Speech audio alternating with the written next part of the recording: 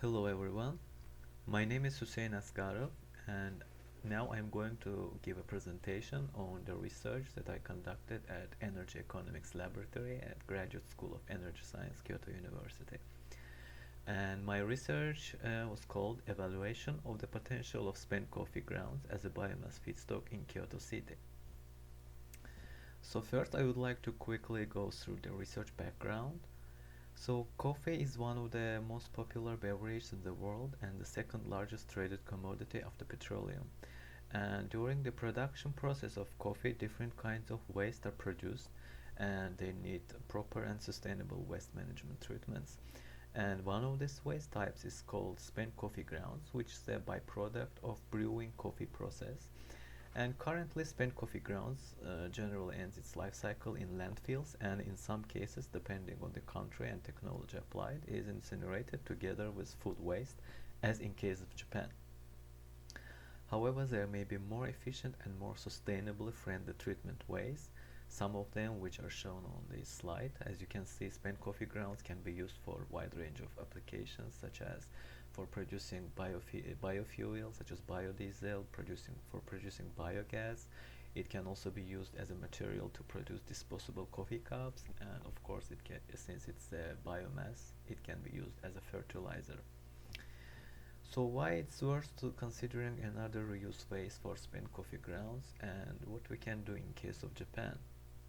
In case of Japan, Kyoto is the most coffee consuming city according to Statistical Bureau of Japan, and average yearly coffee consumption per household in Kyoto city is considerably higher than those of Tokyo or Osaka.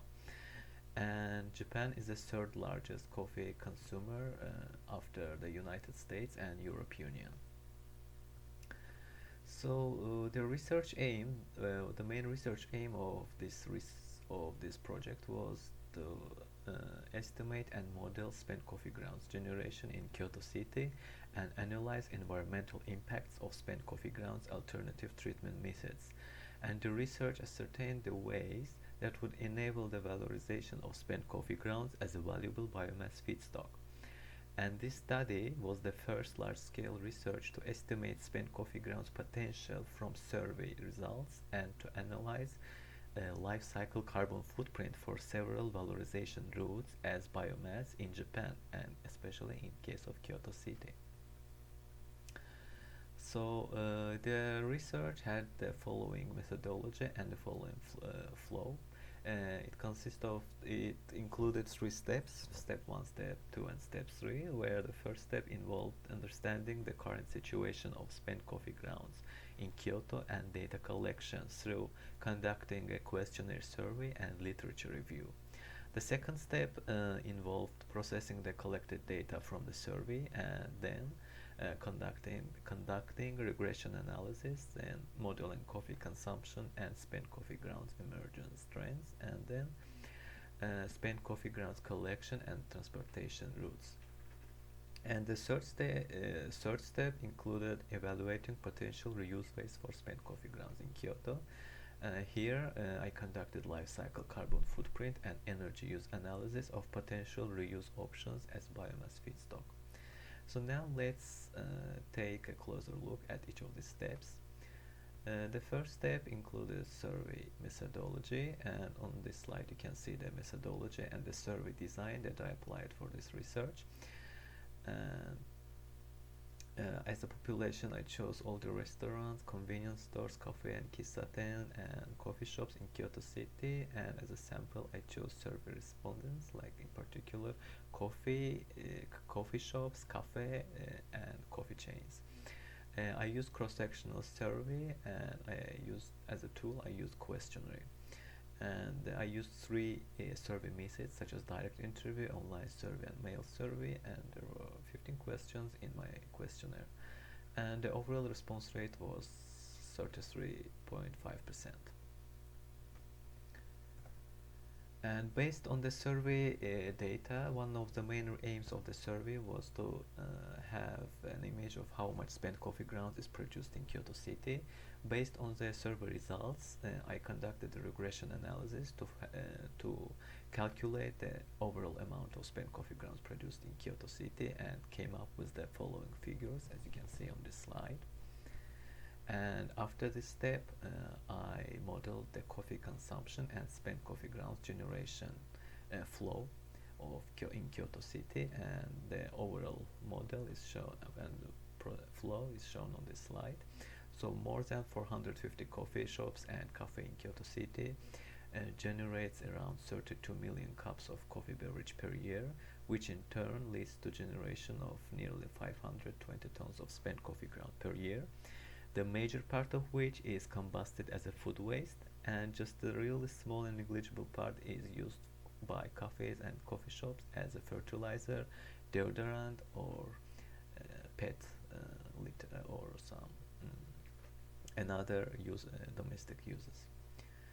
And here is the another part of the survey results. So as you can see from this rating scale graph, about 64% of cafe and coffee shops surveyed would strongly want to contribute to spent coffee grounds reuse project, and combustion as a waste and use as fertilizer were the most known reuse options of spent coffee grounds, while the use of spent coffee grounds for producing biomass feedstock was the least known reuse option.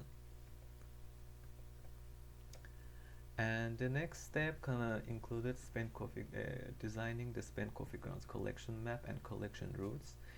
This step I used Google Maps as a software, and on this slide you can see the overall collection routes for each wards of Kyoto City. The overall route length was 260 kilometers, and I assumed two track types to collect the waste, light one and 1.5-ton tracks. Similarly, I also modeled the transportation map to transport the overall spent coffee grounds collected per ward to the final treatment facility, which I assumed to be the Kyoto City Minami Clean Center, which is currently operating clean center in Kyoto, that is used for incinerating the food waste and also to produce biodiesel from used cooking oil. And the final step of this research project involved life cycle product carbon footprint and energy use. As a methodology, I used the scope and system boundaries of carbon footprint of recovery options of spent coffee grounds generated by cafes and coffee shops in Kyoto City. The functional unit was 1 ton of spent coffee grounds wet mass, and I used specification of PAS 2050, and I used several emission factor sources which are shown and pointed out in this slide. And in this research I focused on only 3 valorization routes on 3 alternative treatment methods of spent coffee grounds: biodiesel production, biogas production, and use as fertilizers. But there are wide range of other applications that can be also considered in the future research works and project studies. So the first reuse option was the biodiesel production with and without the energy recovery. On this slide you can see the overall system boundary and the overall process flow of the biodiesel production from spent coffee grounds. In case of this research, I assumed the in situ transesterification biodiesel production method, that is the most applicable method for spent coffee grounds. And here we get 2 products, glycerin and biodiesel. And both of these products are displacing the fossil fuel derived materials such as glycerin production and the diesel used in production. Therefore we get the system credits. And here we have as output we have wastewater and defetted spent coffee grounds. And this is the case of biodiesel production without the energy recovery. And if you consider the same process with energy recovery, we would use the output defected spent coffee grounds as a input, as a byproduct, and use incinerated in combined heat and power plants to produce electricity and heat and electricity, and those cover the electricity and heat demand of the whole project, and the excess part of the energy can be exported to the grid. And by doing this, we can obtain additional system credits, and thus making the system carbon more environmentally friendly and carbon negative. And this is the overall product carbon footprint results of the biodiesel production. As you can see, the process with energy recovery is more environmentally friendly, and is overall greenhouse gas emissions have a negative value compared to the process with energy recovery.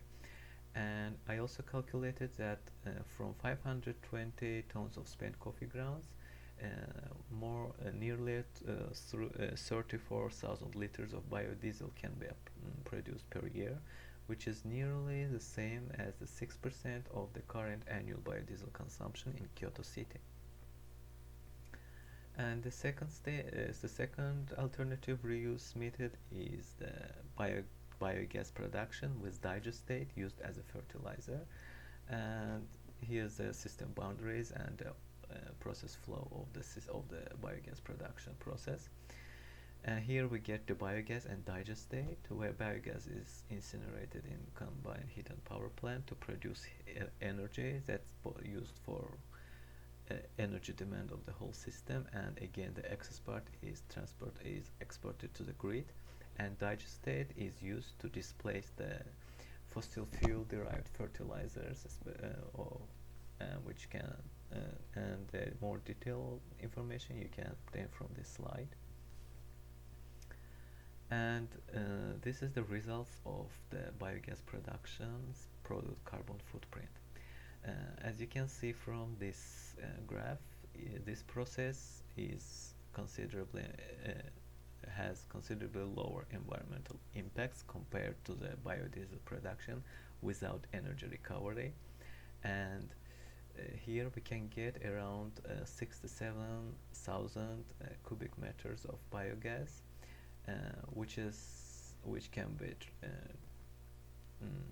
be turned into 87.5 megawatts of electricity per year, which would be enough to cover the electricity demand of approximately 18 households in Kyoto city based on statistical data. And finally, I also considered another potential reuse options, for example, straight incineration case, which is currently implemented in Kyoto city. So in case of straight incineration at 30% efficiency, spent coffee grounds incineration would generate around 1.24 gigawatts of electricity, and this would be enough to cover electricity demand of nearly 265 households in Kyoto city. And this is the overall results of product carbon footprint and energy use analysis of these reuse options, and the comparison is clear on the slides. As you can see, the biodiesel production with energy recovery has a net negative greenhouse gas emissions impacts, and while the biodiesel production without energy recovery has the highest environmental impacts. And regarding the energy use, biodiesel production is considerably more energy intensive process compared to biogas production. And finally, I would like to go through the conclusions that I came up with after finishing this research. In general, more than half of the respondents replied to the survey showed interest in spent coffee grounds recovery system and considered throwing spent coffee grounds wasteful. And biodiesel production without energy recovery would have the highest environmental impacts in terms of greenhouse gas emissions. And biodiesel production with energy recovery shows the net negative values, as I mentioned before. And biogas production appears to be the least emission intensive and a better alternative treatment method among all the reuse options analyzed in this study. considering both energy use and feedstock demand. And finally, spend coffee grounds from all restaurants, businesses other than those of coffee industry and residential sector should be also considered as well in future studies, because in order to increase the amount of feedstock, amount of spent coffee grounds, additional collection spots would be required. And this brings me to the end of this research, of this presentation. Thank you for your attention. I hope you enjoyed this presentation, and I also hope that this presentation will help you to have more clear understanding of what kind of research and research activities we're conducting at Energy Economics Labs of Graduate School of Energy Science, Kyoto University. Thank you for your attention.